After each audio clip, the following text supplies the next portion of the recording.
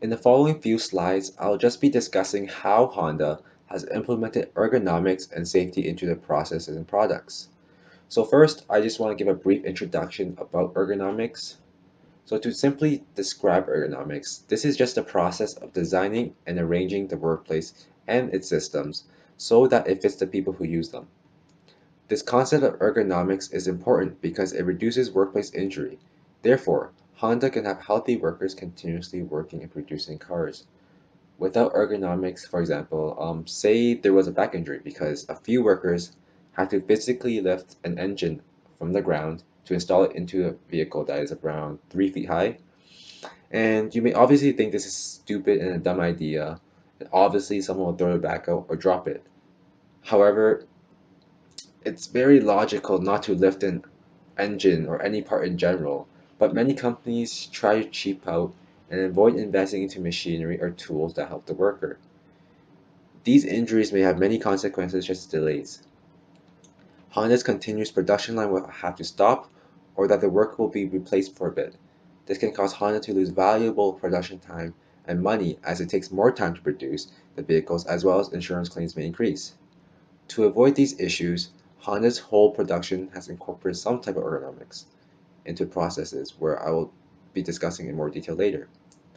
Ergonomics and safety includes good processes and good setups that ultimately increase productivity and adds value into their products. So when we were actually walking around the plant, we noticed every manufacturing worker was in a standard white uniform that was oddly clean.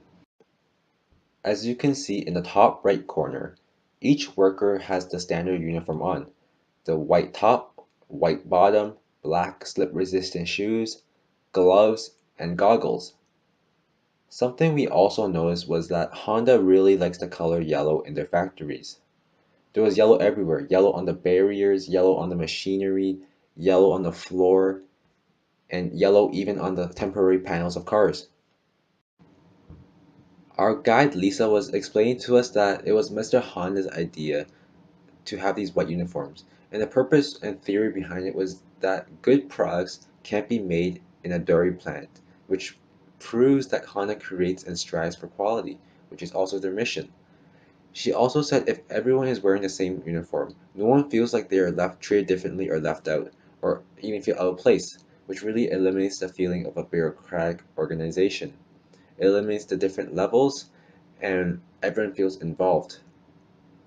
That is very true because in many companies you see that managers are often in this nice dress shirt, whereas workers are often in some sort of worn out uniform, and you automatically think that a manager is above the workers. Every worker had goggles and gloves, as well as certain shoes, just for extra safety and precautions. In the bottom right picture, you can see that there is a yellow barrier that divides production and a white lined pathway for people to safely walk. On the outside of the white line, furthest to the right, is a large and wide pathway for trolleys and